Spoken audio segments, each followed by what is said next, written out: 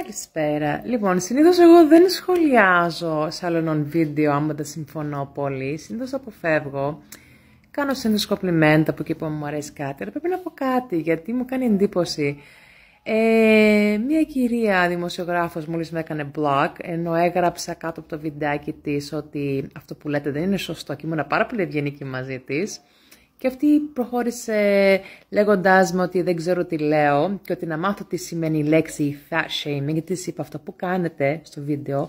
Ναι, λέτε ωραία πράγματα για μια κοπέλα, θα σας πω τι γίνεται, αλλά ο τρόπος κιόλας πως είναι, λέτε κάτι καλό, αλλά επίσης κάνετε μετά fat shaming. Είναι μια κοπέλα, όπως ξέρετε, ανεβάζει βιντεάκια της και έχει κάποια παραπάνω κιλά και όλοι έχετε μια άποψη. Mind your business. Όλοι σας.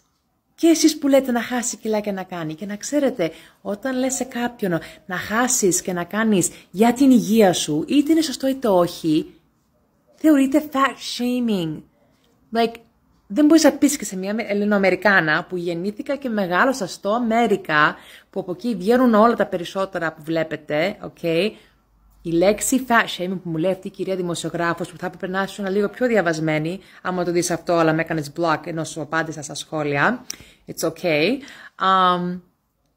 You can Google και μπορείς να διαβάσεις πολλά άρθρα που λέει τι σημαίνει fat shaming και τι είναι το body positivity movement, okay.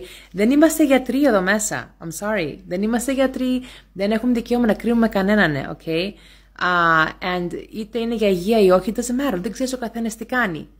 Απλά μου κάνει εντύπωση ένας άνθρωπος που είναι δημοσιογράφος, που υποτίθεται πρέπει να είστε διαβασμένος ή διαβασμένη, δεν ξέρεις και δεν έχεις ακούσει και δεν ξέρεις τι σημαίνει η λέξη fat shaming.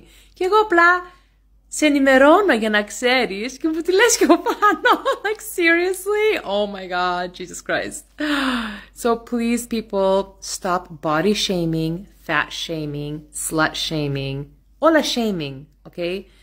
Αφήστε το κορίτσι ήσυχο. Κοιτάξτε το δικό σας το σώμα, κοιτάξτε τη δικιά σας υγεία. And I'm sure η κοπέλα ξέρει τι κάνει και τι δεν κάνει, okay? Και εγώ κάποτε ήμουνα πάρα πολύ λεπτή με τα πάχυνα, πάρα πολύ ήμουνα 125 κιλά, είχα φτάσει κάτι νάτσα. Και πίστεψε με, δεν βοηθάει το να βγάζεις βίντεο και να λες πρέπει να την ενθαρρύνετε, να την πείτε να, like, you know, encourage her να δυνατήσει. Μην της λέτε ότι είσαι ωραία και είσαι αυτό. Είναι κακό αυτό που κάνετε, να της δίνετε κομπλιμέντα και ότι είναι κούκλα.